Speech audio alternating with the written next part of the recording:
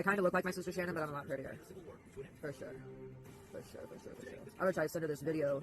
So anyways, why my children are saying, oh, and then my daughter's also saying that I slept with took her to a drug dealer's house for me to have sex, for me to get drugs. That's not true. That's a lie. That's just a straight fucking lie, you know? So, why she's saying these things, I think it was encouraged through her dad to say negative things about her mother. And it's as simple as that. It's literally as simple as a parental alienation. Josh tried kidnapping my children.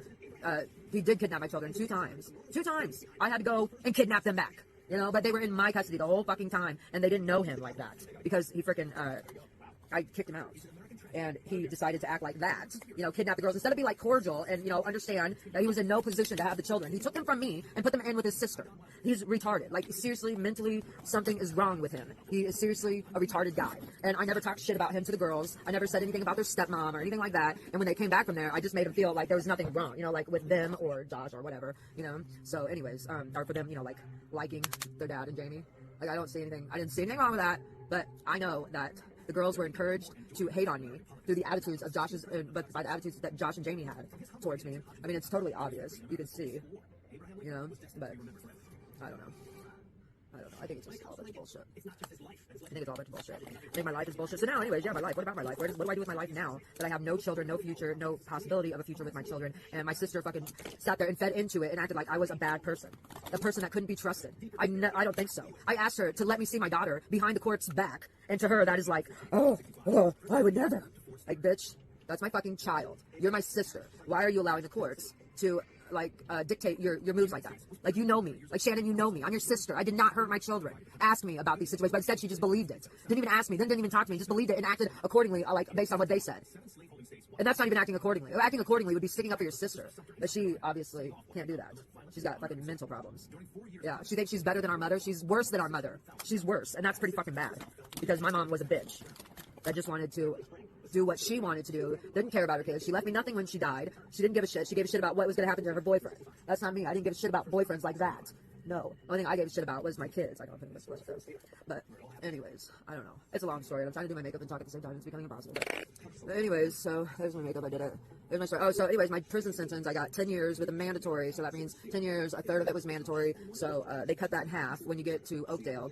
And so then that gets 5 years and then a third of that. So I spent 1.5 years in prison. And then when I got out, I called my sister to see my daughter, you know, because I just thought, you know, maybe she's not bringing her to see me because I'm in prison, you know, and doesn't want to bring her up here because that's normal, you know, to keep your children away from the prison because you don't want them around that stuff. But anyways, not that that's an excuse or that's good, because it's not. Separation harm is separation harm. No matter how you fucking do it, the math, it's separation harm.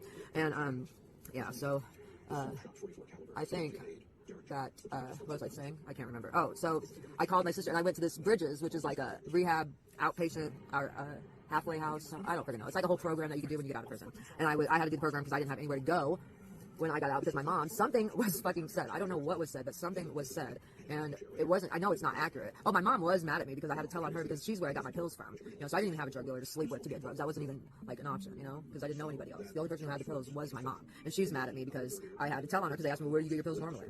You know? And I didn't think it was a big deal. It's like, it's my mom, so she shared her pain pills with me. Big deal. It's not that big of a fucking deal. But in the cops world, they make everything a big deal. Everything's a big deal. It's a fucking government's fucking shit. And anyway, so, what was I gonna say? I can't remember. I need to get some right around here. And then around here. Oh, I'm using this palette here as well. I was just using for my eyes. And that red up there. So, anyways. Oh, I forgot to. Not about that powder.